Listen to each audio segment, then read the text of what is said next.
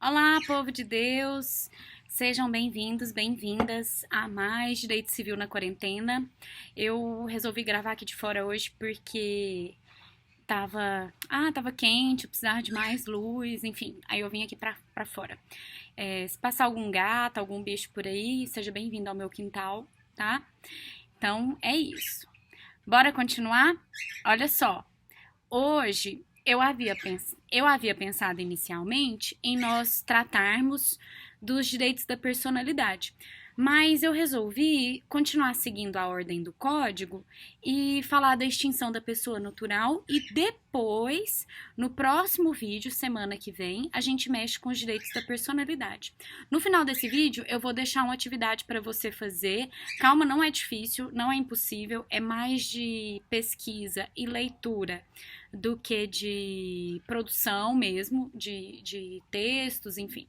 Então, não surtarás. Calma, espera e que eu vou passar para você direitinho, você vai ver que vai ser bem interessante e vai te ajudar, tá bom? Sobre direitos da personalidade para a gente poder encaminhar as questões. E aí, quando eu gravar o próximo vídeo e você for assistir, vai ficar muito mais fácil, entendeu?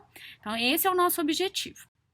Então, hoje a gente fala da extinção da pessoa natural, e aí você precisa saber que a pessoa natural se encerra por três formas: pela morte civil, pela morte presumida ou pela morte real, morte mesmo, tá?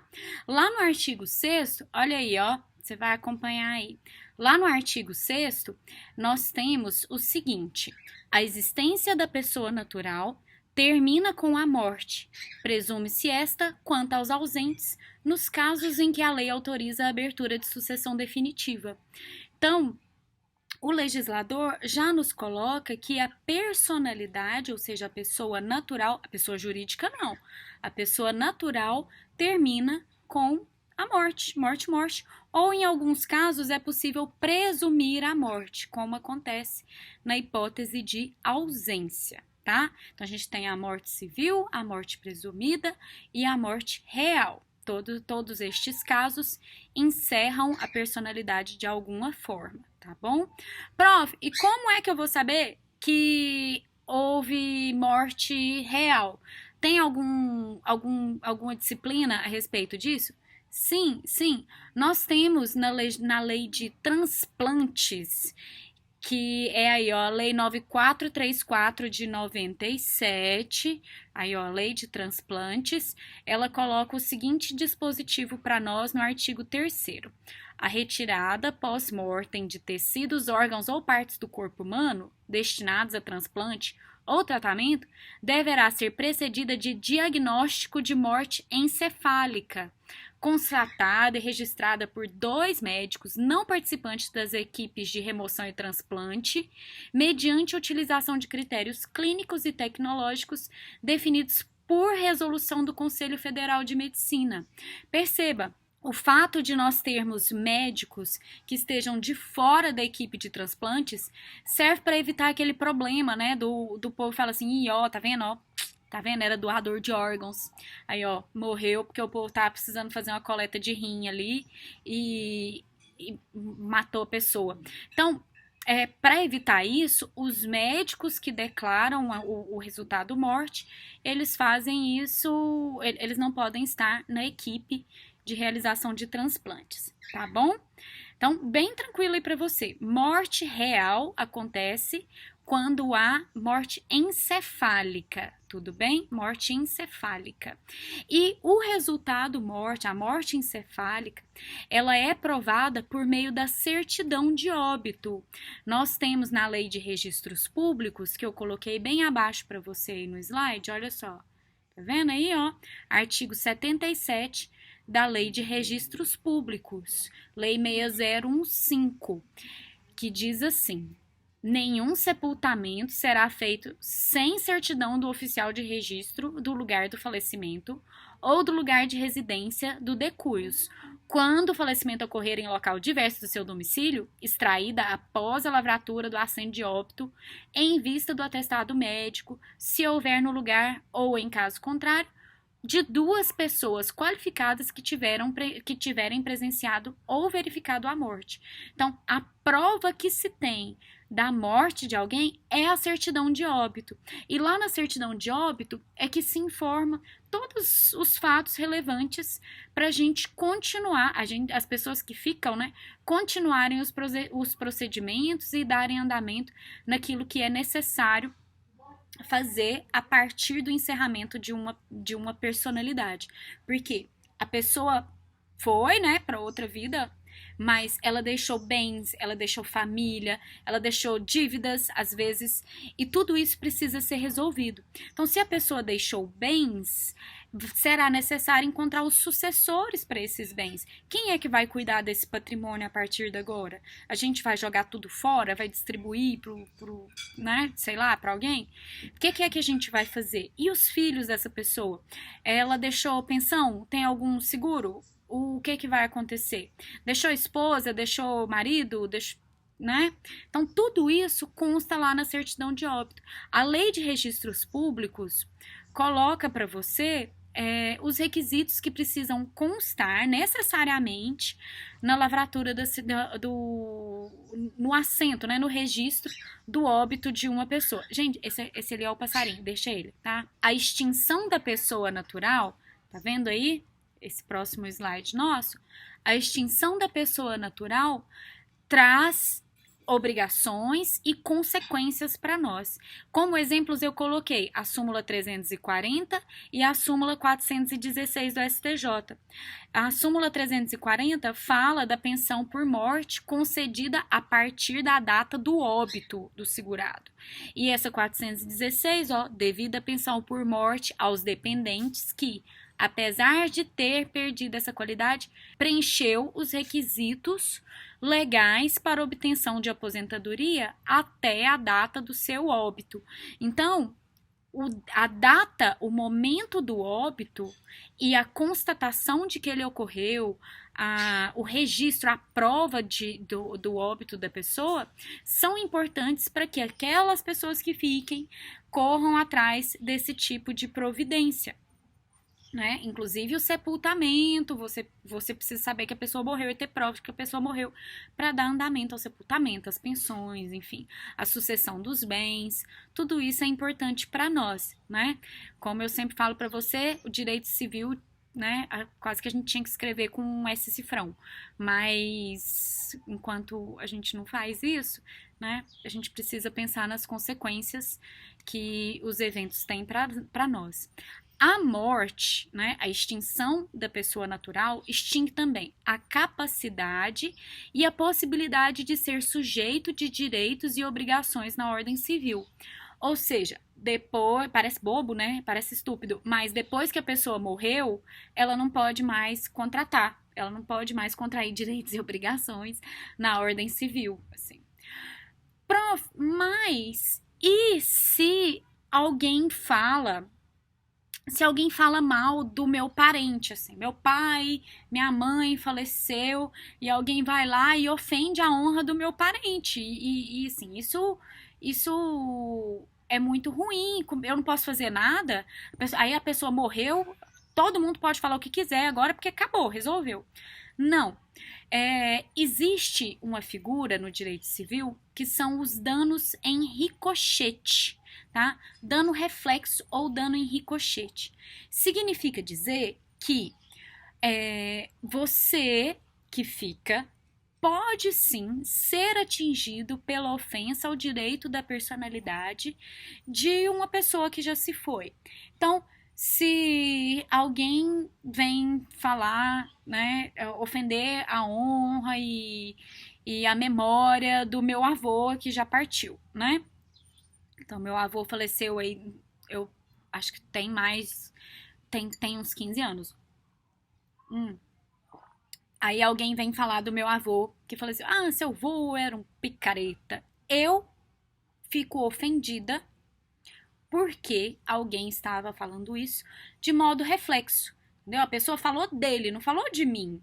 Mas eu estou ofendida por reflexo. entendeu? Como por consequência desse ato que falou de uma pessoa de quem eu gostava muito. Então é o dano em ricochete. Ricochete é isso, bate e ricocheteia, né? Bate num e para no outro, assim. Então, bate no meu avô e chega em mim.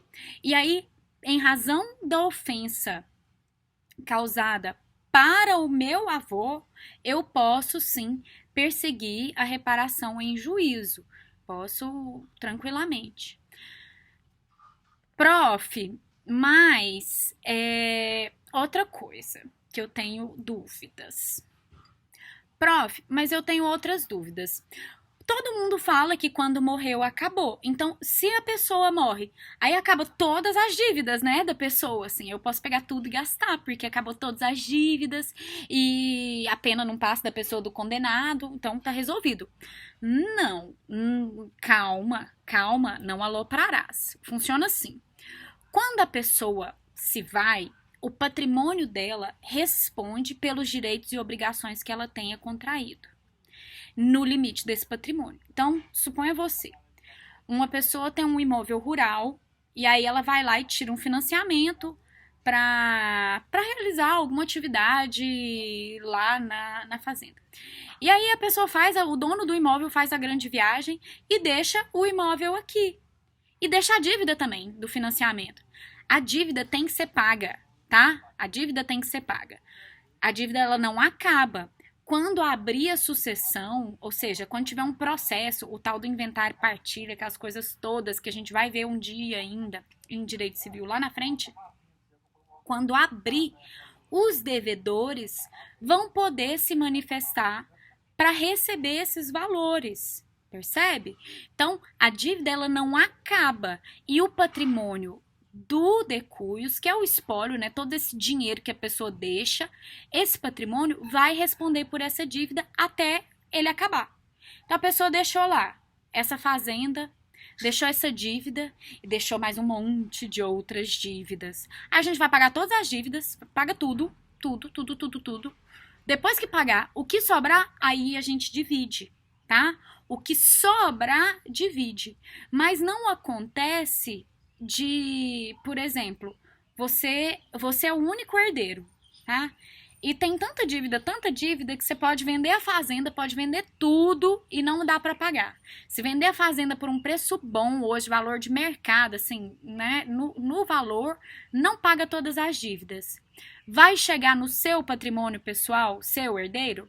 Não. É isso que a gente quer dizer que quando a gente fala que morreu, acabou e que a dívida não passa para frente. Ela fica ali restrita no patrimônio do falecido, tá? Mas ela não vai chegar no patrimônio do herdeiro, mas que a dívida vai ser cobrada. Ah, meu amigo, provavelmente, né? Porque também se a pessoa não quiser cobrar, aí ela não cobra, enfim. Direito das sucessões você encontra lá, coloquei aí para você, ó. Coloquei para você no artigo 1784 e seguintes, esse SS significa isso, seguintes. Ou seja, do 1784 para frente tem direito das sucessões, a gente vai ter um tempo só para mexer com isso, não sofra, não surte, tá? Juro, um dia a gente vai chegar nesse espaço. É um dos assuntos preferidos das pessoas porque é sucesso nas festinhas, é uma das coisas que o povo mais pergunta divórcio, consumidor e sucessões. Para você, aluno de direito, você vai perceber isso. Família adora saber desses assuntos. Olha só, trouxe uma jurisprudência para você, olha aí. Aí, ó. Processual civil, embargos à execução, óbito da exequente, extinção do mandato, sucessores, ausência de habilitação. O tribunal AQUO não conheceu do recurso de apelação, tendo em vista que o signatário da petição não possui procuração nos autos outorgada por eventuais herdeiros. Com a morte do mandante, extingue-se o mandato, carecendo assim o requerente de legitimidade e de capacidade postulatória. A existência da pessoa natural, nos termos do artigo 6º do Código Civil, termina com a morte, fazendo cessar a aptidão para ser parte de relação processual. Assim, com o falecimento de tal, seu advogado não poderia ter desafiado o recurso de apelação porque não mais detinha poderes, já que o mandato é contrato personalíssimo e tem como uma de suas causas extintivas, nos termos do inciso 2º do artigo 682 do Código Civil, o óbito do mandatário. Olha só que caso mais interessante. A pessoa constitui um advogado e aí ela morreu. Quando a pessoa morreu, os herdeiros assumiram o processo, né? Porque acabou a personalidade dela, os herdeiros assumem automaticamente tudo que ela está fazendo para dar continuidade nessas atividades, enfim. Principalmente se envolver dinheiro, né? Aí o povo assume mesmo. Então, o advogado interpôs uma apelação, né? Houve uma decisão desfavorável e ele interpôs recurso de apelação. Só que o advogado não tinha procuração dos herdeiros e o contrato terminou junto com a pessoa, né? O contrato de mandato. Porque como é que você vai representar a pessoa que nem existe mais? Faz sentido? Você representar a pessoa que já morreu, que não existe mais? Você vai representar como, meu filho? Em juiz não tem como. Aí o STJ pegou e falou assim, olha, Kelly, já era.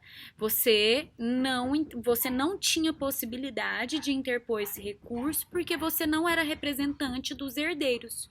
Ele teria que ter feito uma procuração para esses, né, para advogar em nome desses herdeiros e aí sim ele poderia, ele teria legitimidade para falar em nome deles. Percebe? Então é muito sério. Parece bobeira, assim, ai, tá, morreu. E daí, meu filho, e daí o fim da personalidade interfere em tudo, tudo. E no caso, esse colega que interpôs esse recurso aí desse jeito, ele perdeu o prazo, já era, perdeu, acabou aí. Não dá pra apelar mais. Perdeu, tá perdido. Já era, né? Então é muito importante a gente pensar nisso. E veja você, é uma decisão recente do STJ. Essa decisão aí é de 2019, né? Para nós foi ontem. Seguindo aí, ó, a gente tem a figura da comoriência. Aí coloquei um negócio aí para você lembrar, assim, é bobo esse exemplo, tá? Mas tá aí a foto de Brumadinho antes e depois, só para você perceber uma possibilidade de comoriência, tá? Vamos ler esse artigo aí, ó. Vamos ler? Tá assim, ó. Se 2 ou mais indivíduos falecerem na mesma ocasião, não se podendo averiguar se algum dos comorientes, ou seja, esses indivíduos que faleceram na mesma ocasião, precedeu aos outros, presumir-se-ão simultaneamente mortos. Comoriência acontece quando 2 pessoas morrem na mesma ocasião e você não consegue saber quem é que morreu primeiro, tá? São desastres, situações de calamidade, como essa de Brumadinho, pessoas que morriam, pessoas que moravam num mesmo lugar, estavam no mesmo lugar, veio a onda de lama da Samarco e essas pessoas vieram a óbito, né? Dá pra saber quem morreu primeiro? Ai, prof, pra que eu tenho que saber disso? Quem morreu primeiro? Conversa mais boba. Não, essa conversa não é boba porque dependendo de quem morreu primeiro e dependendo da relação entre as pessoas, uma herda da outra. E aí, na hora de dividir bens, dá o maior problema do mundo. Porque, por exemplo, se as pessoas são casadas, aí morre a esposa primeiro, o marido herda alguma coisa, dependendo do regime de bens. E aí, se ele herda, aí ele morre também, pode ser que esses valores que eram da esposa sejam destinados, em razão dessa herança, do fato de ele ter herdado, a um filho que era filho só dele e não era filho dela, percebe? Então, isso pode acontecer.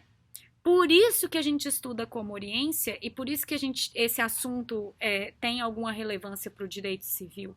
Porque quando se trata de efeitos sucessórios, ou seja, quem é que vai ficar com dinheiro depois que a pessoa morrer, a gente precisa saber quem é que morreu primeiro. Se não, e o artigo 8º fala assim, olha, se não der para saber quem morreu primeiro, a gente vai entender que as pessoas morreram na mesma hora. Ou seja, o marido e a esposa, os cônjuges, marido e marido, sei lá o que é, tá? os cônjuges estavam no mesmo avião que caiu, você vai entender que eles morreram na mesma hora, e aí a sucessão de um dos cônjuges vai ser feita em separada da do outro. Então, a gente vai entender assim, que eles morreram na mesma hora, no mesmo momento. Difícil? Antes até do Código de 16, a nossa compreensão existia uma série de situações em que o povo falava assim, olha, se for homem, morre depois, se for mais novo, morre depois. E aí o povo começava a fazer essas contas. Mas isso dificultava demais. E é assim, é o tipo de conjectura que a gente faz que ninguém tem como ter segurança de que morreu primeiro, morreu depois. O que é que aconteceu, entendeu? Já no caso da extinção da pessoa natural por morte civil, o exemplo que nós temos, tá? O melhor exemplo de morte civil que a gente tem é esse do artigo 1816, que trata da exclusão do herdeiro. Vamos dar uma olhadinha aí rapidinho, ó. Então, são pessoais os efeitos da exclusão. Os descendentes do herdeiro excluído sucedem como se ele morto fosse antes da abertura da sucessão. O excluído da sucessão não terá direito ao usufruto, administração dos bens e administração dos bens a que seus sucessores couberem na herança, nem a sucessão eventual desses bens. O que acontece para a pessoa ser excluída? Eu trouxe um exemplo para você da viúva da Mega Sena, tá? A viúva da Mega Sena, eu não sei se você se lembra, eu vou pôr a foto dela aí para você, ó. Tá vendo aí? A viúva da Mega Sena que matou o marido porque ela descobriu que ele ia tirar ela do testamento e ele tinha ganhado na Mega Sena, aí ela resolveu matar ele pra ele não ter tempo de mexer no testamento, entendeu? Tá aí a foto dela com o marido pra você dar uma olhadinha e daqui a pouco eu falo desse projeto, aguenta aí. Então, olha só o que aconteceu. A mulher foi excluída do testamento. Essa discussão toda de morte civil e desse projeto de lei que daqui a pouco eu vou te falar é pelo seguinte: ela é excluída da herança, né? Como se ela tivesse morrido. Mas os herdeiros dela recebem como se ela tivesse morrido. Então, por exemplo, um avô falece e ele tem 3 filhos. Dentro desses 3 filhos, cada um tem um filho, tá? Então são 3 netos também, pra gente ficar fácil aqui nossa conta.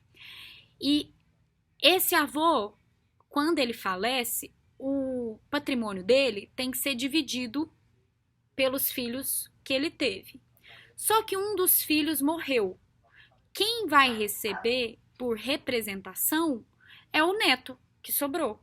Entendeu? Então a gente vai pegar a herança todinha, todo o valor, dividir por 3 e esse filho recebe o 1/3.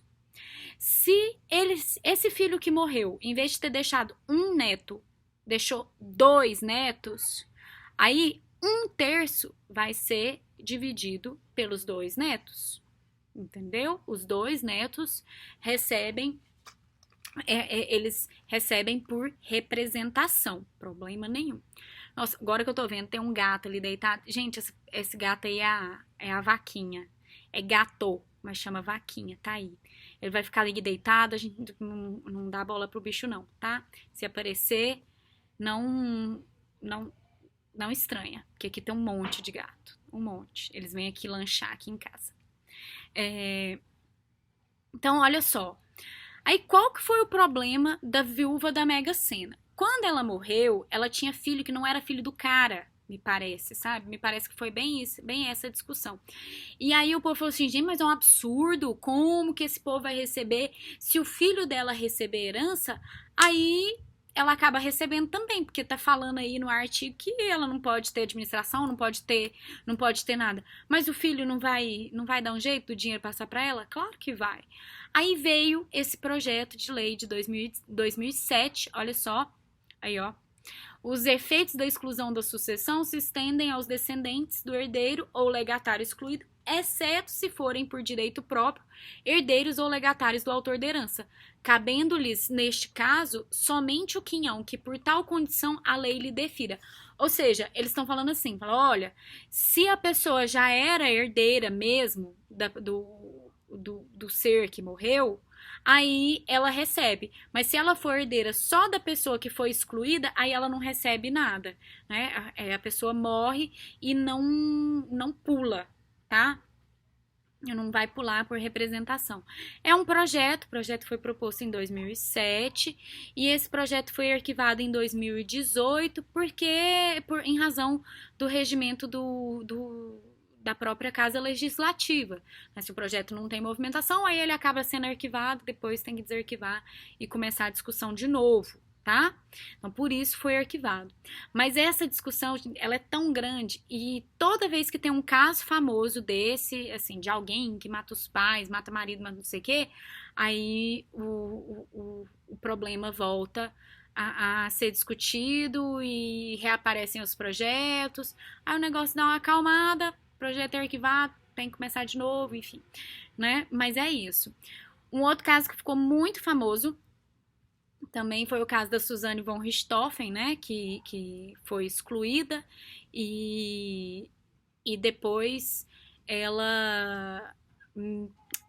Bom, isso aí eu tô te falando do que a gente acompanha nas mídias, né, acompanha igual a vocês.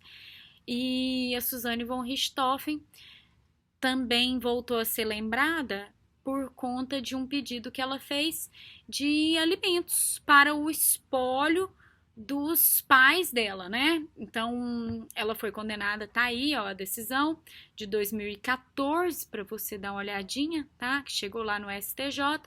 Então, ela entrou com esse pedido de alimentos, tá vendo? E aí, o pedido foi indeferido. Se você ler aí a decisão, você tá podendo ler aí a decisão, lá embaixo tá escrito para você, ó.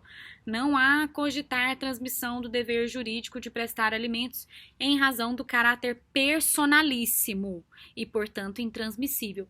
Os direitos da personalidade são intransmissíveis, né? A personalidade, ela não se transmite. As obrigações, enfim, não são transmissíveis. Ou seja, a obrigação de prestar alimentos seria dos pais dela se eles estivessem vivos. Como eles morreram e não houve determinação no sentido de arcar com a pensão alimentícia antes do evento morte, então essa cobrança que ela fez não vai dar em nada, né? Foi o que o STJ falou para ela. Falou, olha, eles não tinham obrigação de pagar alimentos antes para você. Então, agora, depois da morte, o espólio, ou seja, o patrimônio dos pais, também não tem essa obrigação, né? Então, ela pediu, enfim, e o STJ determinou que não há que se falar em pagamento de pensão alimentícia para a detenta que né, tem essas condições, enfim, independentemente das ações que ela realizou. Só o fato de ela estar presa e não haver pensão antes da morte já é suficiente, eles nem tocaram nesse assunto, tá? Nem tocaram nesse assunto mesmo. Depois disso, a gente já falou da morte real, da morte civil, tá? E aí a gente precisa falar da morte presumida. A morte presumida pode acontecer com decretação de ausência ou sem decretação de ausência. A morte com decretação de ausência você encontra aí no artigo 6º do nosso Código Civil. E sem decretação de ausência, a gente precisa analisar o artigo 7º do Código Civil também. Prof, o que o Michael Jackson tá fazendo aí na foto? O Michael Jackson tá aí porque tem gente que fala que ele não morreu, que ele tá desaparecido. E eu preciso muito que você lembre disso, que a morte com decretação de ausência primeiro, ela serve para aqueles casos em que você não sabe se a pessoa morreu mesmo. Para quando você tem dúvida, será que morreu ou só sumiu? Será que mudou para uma ilha e tá morando na Alemanha com outro nome, sei lá, igual o povo fala de tantos outros astros, né? Fala do Michael Jackson, fala do Elvis, que o Elvis não morreu, que ele aposentou e tá em outro lugar que você não sabe, tá? Então, se fosse mesmo esse o caso do Michael Jackson, que a gente não sabe onde ele tá, mas a gente acha que ele não morreu, se fosse esse, aí a família teria que ingressar com uma ação para declarar a ausência dele e a partir daí arrecadar os bens e dividir e tomar as providências necessárias para organizar os bens que sobraram dessa pessoa, né? Pobre não tem esse problema, só tem esse problema quando tem dinheiro, porque quando pobre some, ninguém dá bola, porque né, não tem mais o que fazer, não tem dinheiro, não tem nem dívida também, porque quem é que vai dar crédito pra quem não tem dinheiro, né? Mas brincadeiras à parte, vamos aí com o artigo 7º do nosso Código Civil. Olha só, o artigo 7º fala o seguinte: pode ser declarada a morte presumida sem decretação de ausência, se for extremamente provável a morte de quem estava em perigo de vida. Se alguém desaparecido em campanha for prisioneiro, não for encontrado até 2 anos após o término da guerra. A declaração de morte presumida, nesses casos, somente poderá ser requerida depois de esgotadas as buscas e averiguações, devendo a sentença fixar a data provável do falecimento. Então, olha só, a morte presumida sem decretação de ausência é para aquela pessoa que sumiu, você não tem notícia dela, você nem sabe o que aconteceu com ela. Já a morte presumida com decretação de ausência, que é essa aí do seu artigo 7º, acontece quando há muitas dúvidas e há muita chance de a pessoa ter falecido. Ou porque ela estava numa situação de perigo, num acidente, num desastre, ou porque estava em guerra, estava em campanha, enfim. E aí acabou a guerra e a pessoa não voltou e ninguém teve notícia. Mas perceba você, o artigo fala depois de esgotadas as buscas e averiguações, devendo sentença fixar a data provável do falecimento. Então, tem que entrar na justiça para falar que a pessoa morreu, e aí a sentença, ou seja, o juiz vai falar o dia, né, vai fixar um dia para constar na certidão de óbito. E essa data é importante, você já viu isso? A data do óbito é importante porque ela gera consequências no mundo jurídico, ela gera efeitos, né? Daí a gente tem que saber o dia que a pessoa morreu. Mas só vai poder pedir morte presumida sem decretação de ausência se for muito provável, ou um acidente, um desastre de avião, tá? Não é assim, bateu o carro e sumiu. Bateu o carro amassou no cantinho, assim, do carro, nem abriu o airbag. Aí você fala assim, ixi, morreu. Ó, certeza, ó, dali. Não, tem que ser provável mesmo. E aí não achou o corpo, sei lá o que aconteceu. É um desastre de avião, né? E aí, infelizmente, não consegue, a pessoa, né, tem todos os indícios de que a pessoa não sobreviveu. Aí o que você vai fazer? Vai ficar esperando a pessoa voltar para a família, ficar sofrendo aquilo ali, não sei nem quanto tempo? Não faz sentido. Então, declara-se a morte presumida, sem necessidade de falar assim, sumiu, vamos esperar, né? Porque a ausência serve para isso, serve para esperar a pessoa voltar. Tá? Em caso de desastre, em caso de guerra, essas hipóteses aí do artigo 7º, você não precisa ficar esperando que a pessoa vai voltar, porque a chance dela voltar é praticamente nenhuma, é coisa assim, se voltar é coisa de filme. Esse ponto ele é interessante e costuma aparecer em prova para nós. Tanto costuma que tem aí uma questãozinha da OAB pra gente resolver, vamos dar uma olhadinha? Olha que interessante, questão de 2016. Cristiano, piloto comercial, está casado com Rebeca. Em um dia de forte neblina, ele não consegue controlar o avião que pilotava e a aeronave, com 200 pessoas a bordo, desaparece dos radares da torre de controle pouco antes do tempo previsto para sua aterrissagem. Depois de vários dias de busca, tá vendo que a questão fala aí para você, ó? Depois de vários dias de busca, apenas 10 passageiros foram resgatados, todos em estado crítico. Então, teve o acidente e achou 10 pessoas e as pessoas estavam muito mal. Findas as buscas, como Cristiano não estava no hall de sobreviventes e seu corpo não for encontrado, Rebeca decide procurar um advogado para saber como deverá proceder a partir de agora. Com base no relato apresentado, assinale a afirmativa correta. Diante de uma história dessa, você lê e pensa o quê? Cristiano sumiu e vai voltar? Ou Cristiano morreu? Porque quando você lê e pensa assim, o Cristiano sumiu, às vezes ele volta. Se você pensar isso, pode ser caso de morte presumida com decretação de ausência. Se você pensar, ixi, aí não volta não. Aí morte presumida sem decretação de ausência, tá? Difícil? Olha as alternativas, vamos ver o que é que a OAB colocou para nós. A esposa deverá ingressar com uma demanda judicial pedindo a decretação de ausência de Cristiano, a fim de que o juiz, em um momento posterior, possa declarar a sua morte presumida. Precisa disso? Precisa pedir a decretação, falar sumiu, será que vai voltar? A gente já falou que não, né? E a OAB também acha que não, né? FGV aí no caso. B. A esposa não poderá requerer a declaração de morte presumida de Cristiano, uma vez que apenas o Ministério Público detém legitimidade. Não, a esposa pode pedir sim. Ela é uma das maiores interessadas. O Ministério Público só mexe com essas coisas se ninguém mexer. C. A declaração da morte presumida de Cristiano poderá ser requerida independentemente de prévia decretação de ausência, uma vez que esgotadas as buscas e averiguações por parte das autoridades competentes. Então, já esgotou as buscas? Já resolveu? Não precisa de decretar ausência para depois ir mexendo. Daqui a pouco a gente vai ver o procedimento quando tem ausência, você vai ver que é muito difícil, muito longo, muito complicado.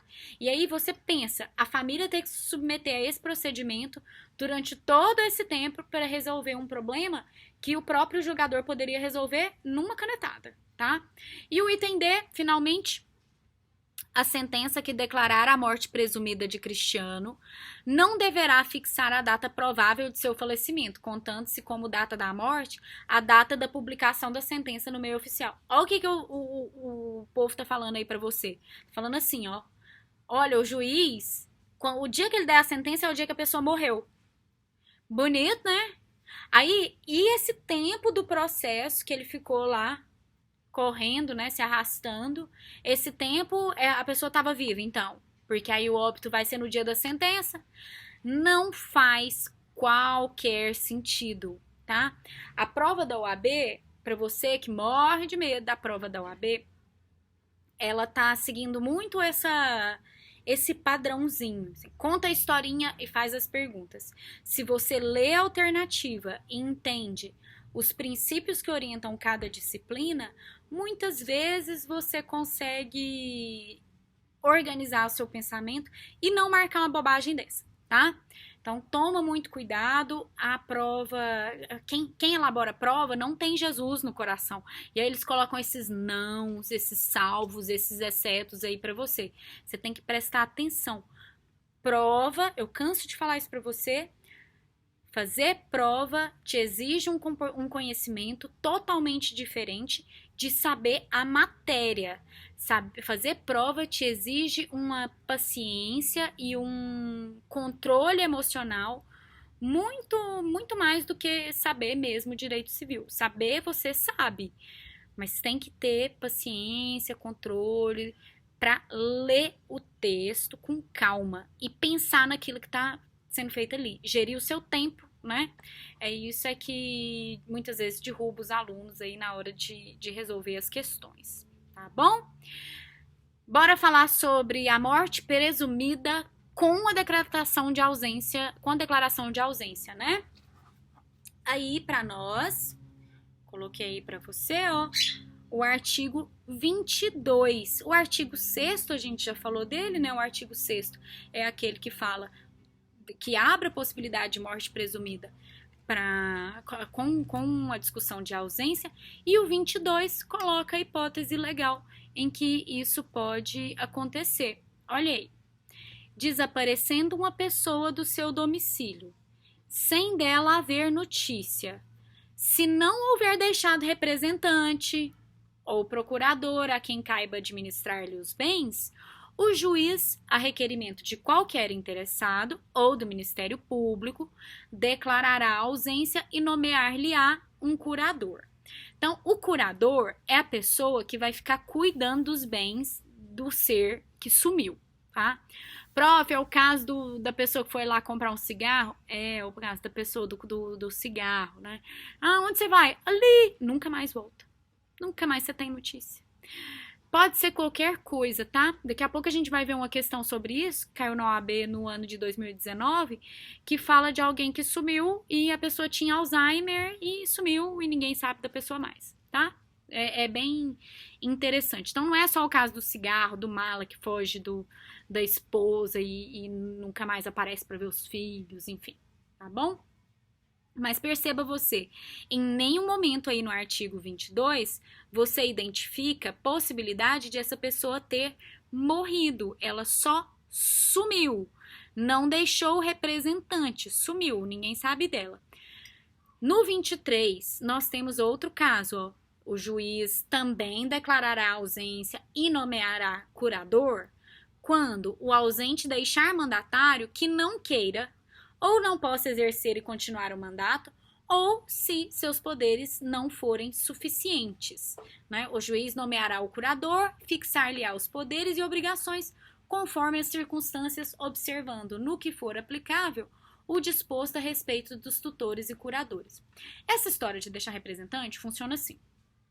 Às vezes a pessoa dá um perdido, né? Ela some, mas ela pensa assim, não, vou tirar um tempo para mim, vou tirar um ano sabático, vou tirar um tempo.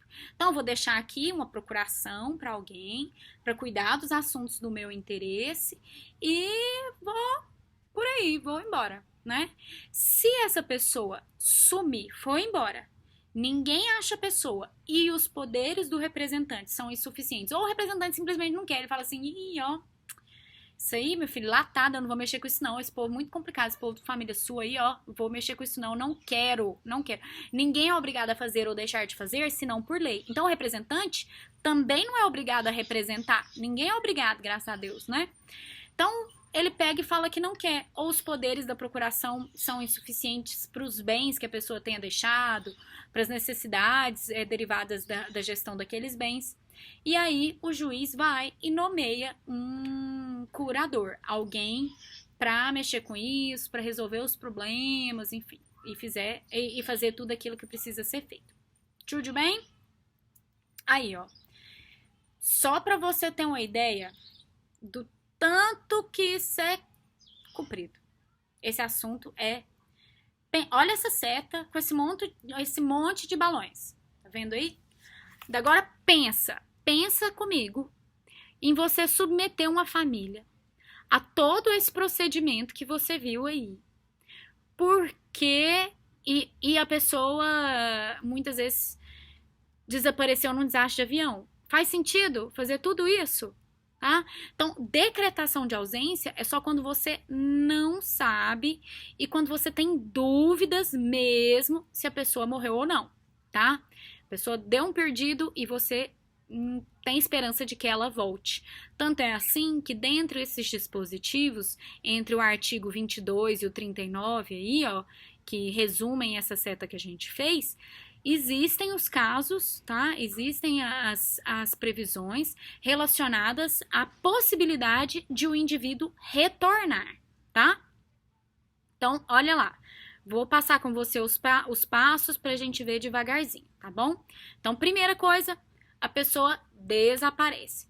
Depois que a pessoa desaparece, um interessado, alguém da família, né? Alguém vai lá e pede para nomear algum interessado, alguém da família, vai lá e pede para nomear um curador. O juiz nomeia o curador e depois disso a gente faz a arrecadação dos bens do ausente. O que é isso, arrecadação dos bens do ausente? Arrecadar é juntar, é ver o que é que o ausente tem.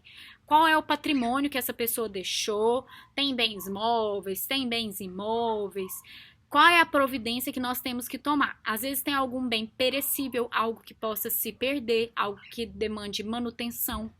Um carro, por exemplo, um estoque de uma safra de soja que está lá na fazenda e que tem que dar a destinação.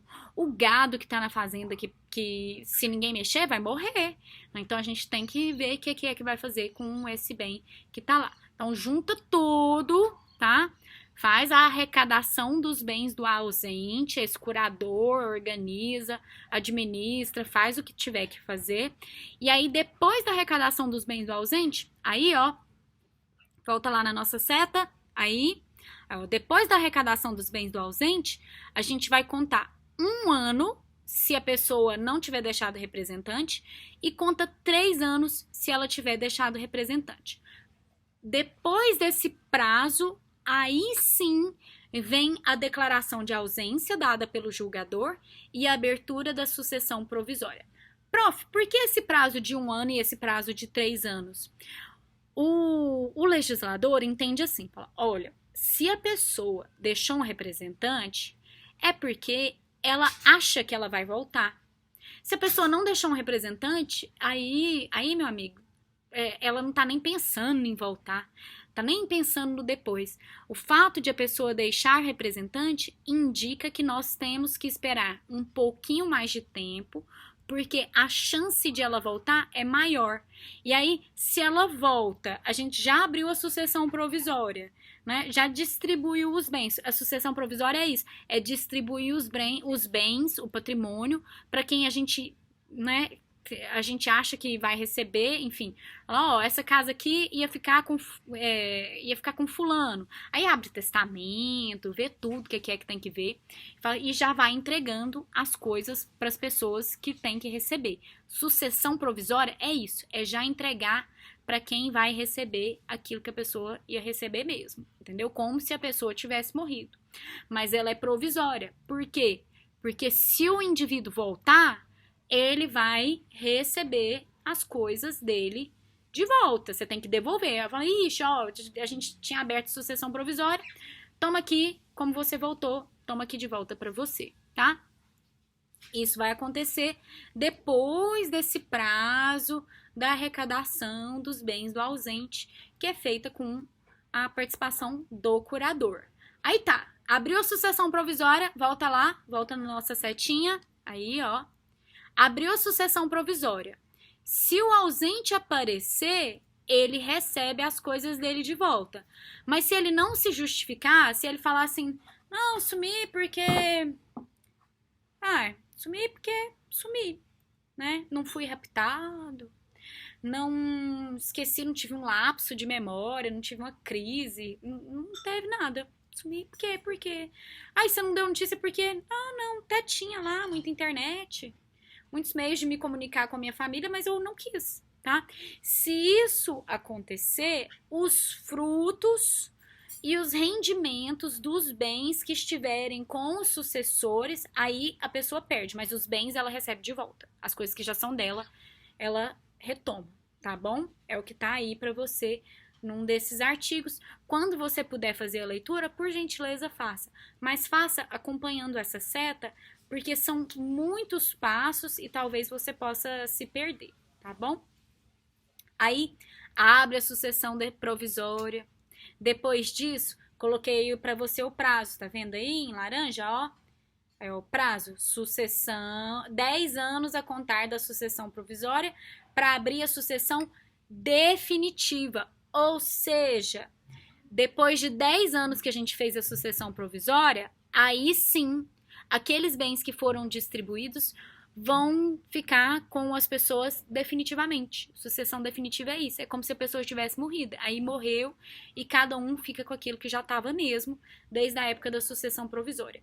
Claro que o artigo 38, e eu até coloquei ele aí no cantinho para você, ó, fala assim: pode-se requerer a sucessão definitiva também, provando-se que o ausente conta com 80 anos de idade e que de 5 datam as últimas notícias dele.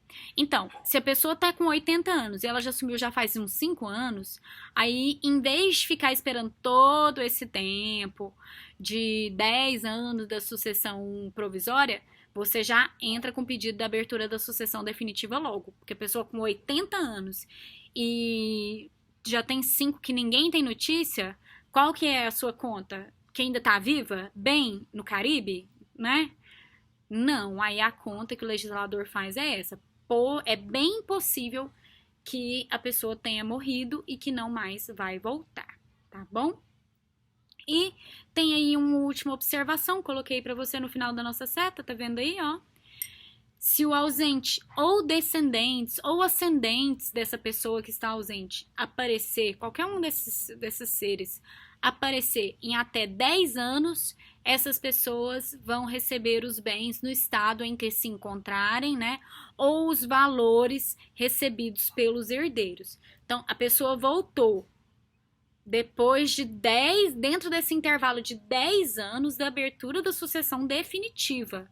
Aí o que ela vai falar? Não, quero minha empresa e tudo que você ganhou, todos os frutos, todos os benefícios, dividendos recebidos, tudo isso eu quero? Junta aí e se vira e me paga? Não faz sentido, tá? Não faz sentido. Então, o que o legislador entende? Ele fala assim, olha, a pessoa recebe os bens no estado em que se encontrarem. A empresa no estado em que se encontrar, a fazenda no estado em que se encontrar, o gado, se tiver ainda alguma coisa, e olhe lá, tá bom? Então, o que passou, passou, já era, tá?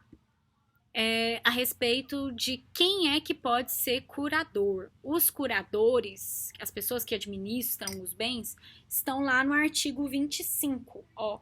Legítimo curador é o cônjuge ou companheiro, né? Companheiro, companheira, que não estiver separado judicialmente ou de fato por mais de 2 anos antes da declaração de ausência. Então, a pessoa está separada de fato, mas não fez ainda o divórcio. Já tem mais de 2 anos da declaração de ausência, esse cônjuge ou esse companheiro, né, que está separado há mais de 2 anos, não pode ser curador, tá? Aí a gente parte para a segunda opção. Segunda opção, pais desimpedidos. Terceira, descendentes desimpedidos conforme o grau de proximidade. E a quarta opção é aquela em que o juiz ou o julgador escolhe. Para você saber o grau de proximidade, a gente precisa dar uma olhadinha em como funciona a análise de parentesco na nossa legislação. O artigo 1592 nos diz que os nossos parentes, que são parentes até o 4º grau. Aí, você não vai contar os graus de parentesco, igual a gente conta aqui em Goiás, não, que todo mundo é primo, sabe? Quando você fala assim, fulano é meu primo de 2º grau. Fulano é meu primo de não sei quantos graus. Não. O legislador ensina a gente a contar os graus de parentesco. E aí, ó, você vai olhar nesse gráfico, coloquei você. Tá vendo aí? Você. Aí você tem pai e mãe, né? Suponha. Você tem pai e mãe, seu pai e sua mãe são seus parentes em grau ascendente, porque tá subindo, né, na linha aí, ó. Tá subindo, ascendente em 1º grau. Sua avó é 2º grau. E a bisavó é 3º. Então, sempre você vai contar assim, você vai subir, e aí você vai achar o parente que te liga lá em cima e depois descer. Então, para você saber qual é o seu grau de parentesco com a sua irmã, com o seu irmão, você sobe, então primeiro você conta mãe, depois você desce, irmã. Então, olha aí, ó, você é o 0. A sua mãe e seu pai são 1. Sua irmã é o 2. Então, a sua irmã é parente em 2º grau. E se você tiver um sobrinho, é seu parente em 3º grau. Tá vendo aí, ó? Nessa conta nossa, ó, você é o 0. Mãe, 1. Avó, 2. Você ir para sua tia é o 3, parente em terceiro grau. O primo é parente em quarto grau. E se o primo tiver um filho, é o que seu? Nada, nada. Filho do primo não é parente. Parentesco é só até o quarto grau. O filho do primo não é primo em segundo grau. Para nós no direito isso não existe, tá? O filho do primo não é nada seu. Ele não herda, ele não dá palpite, ele não nada para você. Tá aí, ó. Tá vendo? Lá embaixo, ó. 1592. São parentes em linha colateral ou transversal até o quarto grau, as pessoas provenientes de um só tronco, sem descenderem uma da outra. Um dia em direito de família a gente vai conversar isso com mais tempo, tá? Mas aí é bom de você saber isso. Então, primo só é parente se for primo, primo mesmo. Filho da sua tia, irmã da sua mãe, do seu pai. E é isso, tá bom? Aí, ó, se você tiver um filho, uma filha, seu filho, sua filha, seu parente em grau descendente, em primeiro grau descendente. E um neto é parente em segundo grau descendente, tá bom? Difícil? E aí fica mais fácil de você compreender essa dinâmica da escolha do legítimo curador. Só serão chamados, né?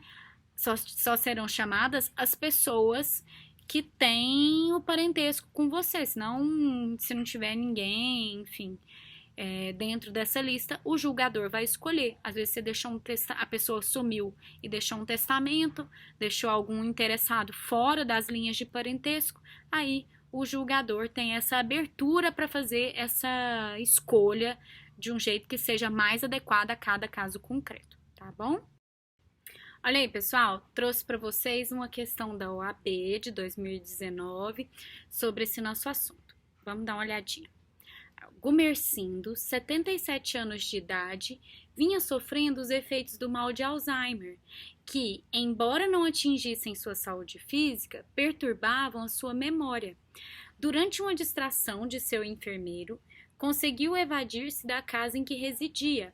A despeito dos esforços de seus familiares, ele nunca foi encontrado, e já se passaram 9 anos do seu desaparecimento.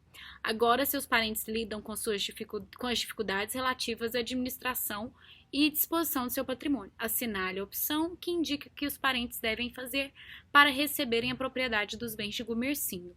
Então, perceba bem, o Gumercindo com 77 anos sumiu, e ele tinha mal de Alzheimer, sumiu, ninguém mais sabe dele, né? E aí a questão fala para nós que já se passaram 9 anos, então 77, né? 77, mais 9, 78, 77, 78, 79, 80, 81, 82, 83, 84, 85, 86 anos, né? Ele tá com 86 anos e 9 anos já deu mais de 5 anos que a gente não sabe dele, né? Então, nesse caso, a gente vai entrar justamente na hipótese daquele artigo que a gente leu agorinha, né? O artigo que a gente viu aí, artigo 38. E é sobre ele que é a nossa questão, porque esse artigo ele é esquecido demais, o povo esquece demais que ele existe. E aí, por isso que os examinadores gostam desse tipo de assunto, né? Vamos ver aí as alternativas que a OAB, né, que a FGV colocou para nós. Olha só. Item A. Somente com a localização do corpo de Gumercindo será possível a decretação de sua morte e a transferência da propriedade dos bens para os herdeiros. Eles devem requerer a declaração de ausência com a nomeação de curador dos bens e, após 1 ano, a sucessão provisória, a sucessão definitiva com transferência da propriedade só poderá ocorrer depois de 10 anos. Olha só, no item B, ele fala que tem que esperar, ele coloca o procedimento todinho, inclusive os 10 anos, né, para você resolver. A questão, ela é do mal mesmo. Ó, o item C, que é o dado como correto, é justamente do artigo 38, ó. Eles devem requerer a sucessão definitiva do ausente, pois ele já teria mais de 80 anos de idade, e as últimas notícias datam de mais de 5 anos. D, eles devem requerer que seja declarada a morte presumida sem decretação de ausência por ele se encontrar desaparecido há mais de 2 anos, abrindo-se assim a sucessão. Perceba você que o examinador junta tudo que você sabe, todos os prazos, os números que ele sabe que você já ouviu e coloca tudo na questão, faz uma salada bem grande, que é para ver se você se confunde, tá? E quando a gente está elaborando prova, é isso mesmo, você junta tudo ali e mistura, né? Para ver como é que o aluno vai se portar. Então, mas se a gente consegue agir por aquela lógica de será que é necessário esperar o que é possível se concluir da situação prévia em que a pessoa estava, daí fica mais fácil de a gente não marcar, por exemplo, essa hipótese da morte presumida sem decretação de ausência. Ora, porque a pessoa sumiu, significa que ela morreu? Não, mas para pedir a sucessão definitiva, você tem que ter uma possibilidade mínima de considerar que a pessoa não mais está por aqui ou que ela não vai mesmo voltar, né? Que ela não tem condições de voltar e se tivesse já o teria feito, tá bom? Aí a gente encerra o nosso assunto por aqui e eu vou passar uma atividade para você que eu tinha prometido, né? Aí, olha só, coloquei para você alguns direitos da personalidade, tá vendo? Tem 8 aí, ó: vida, integridade física, honra e imagem, nome, intimidade, esquecimento e liberdade de manifestação do pensamento. Eu preciso que você se organize aí em grupos. Eu preciso que você faça pesquisa de jurisprudência para mim, no TJGO, no Tribunal de Justiça do Estado de Goiás, ou no STJ. Tá? Você vai ver que eu coloquei lá para você no Moodle o link do vídeo que te ensina a procurar jurisprudência, tá bom? Então você vai fazer a pesquisa sobre você e o seu grupo de até 4 almas, vocês vão fazer uma pesquisa com algum desses argumentos. E eu quero saber, depois que você lê essa jurisprudência, o inteiro teor da jurisprudência, eu quero saber, primeiro, qual foi o problema? Qual era o caso? Qual que era o litígio? O que estava acontecendo aí? Depois, qual foi o direito da personalidade em discussão? O que é que estava sendo discutido ali sobre o direito à vida? Eles estavam discutindo isso por quê? Qual direito eles estavam discutindo? E, por último, qual foi a solução dada pelo tribunal e por que o tribunal resolveu dar essa solução? Qual foi o fundamento jurídico dado, tá, utilizado pelo tribunal para dar essa solução? Então, por exemplo, eles estavam discutindo o uso do nome artístico de alguém. Então, direito ao nome ou ao pseudônimo, usou qual fundamento, qual artigo? É o fato de não sei o que estava acontecendo ali, tá? Tava discutindo direito a quê? O que tem a ver o negócio do nome? É porque o nome é intransmissível? É porque o nome é protegido? Por quê? É a dignidade humana? Então eu quero saber qual foi a justificativa do tribunal para tomar essa providência, de dar uma indenização, de negar. Quero saber isto, tá bom? Cada grupo vai fazer sobre um dos direitos. Eu creio que pela quantidade de almas que nós temos, e aí a gente tem 8 direitos, nós precisaremos repetir nós precisaremos de mais de uma jurisprudência relativa ao nome, mais de uma quanto à imagem e mais de uma quanto à integridade física, tá bom?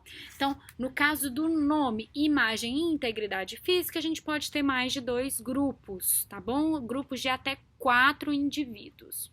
Eu gostaria que a representante de vocês e vocês se organizassem e caso haja algum problema com essa pesquisa, por favor, me informe.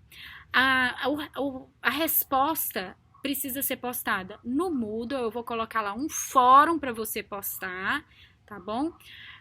O material vai ser postado no Moodle, aí você vai colocar lá para mim, bonitinho, e só um do grupo pode entrar, então você põe lá você, seu grupo, só um entra e posta. Porque aí, se alguém tiver com algum problema para ingressar, a gente já resolve isso mais facilmente, tá bom? Não se esqueça de colocar também o inteiro teor da jurisprudência lá quando você for postar, viu? Um beijo para você, muito juízo, cuidado, até o próximo vídeo, espero que vocês tenham gostado. E aí, por favor, dá um oizinho aí pra mim, lembra de que na internet eu só te vejo se você se manifestar. Se você não falar nada, eu acho que você não tá nem aqui, tá me deixando sozinha aqui gravando esses vídeos, sozinha aqui, eu e os gatos, tá bom? Beijo, meu povo, até, saudade.